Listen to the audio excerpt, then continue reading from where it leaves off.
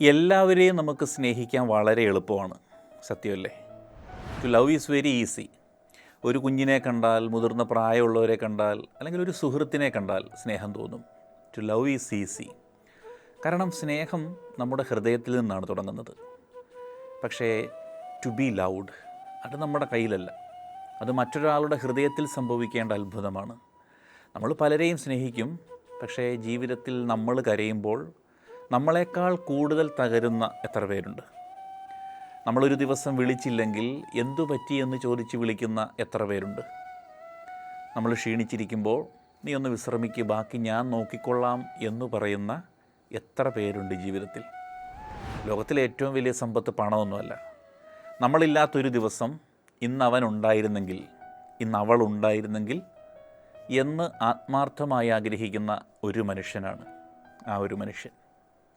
സ്നേഹിക്കുക അതൊരു വികാരമാണ്, പക്ഷേ സ്നേഹിക്കപ്പെടുക അത് നമ്മൾ ജീവിച്ച ജീവിതത്തിൻ്റെ തെളിവാണ്.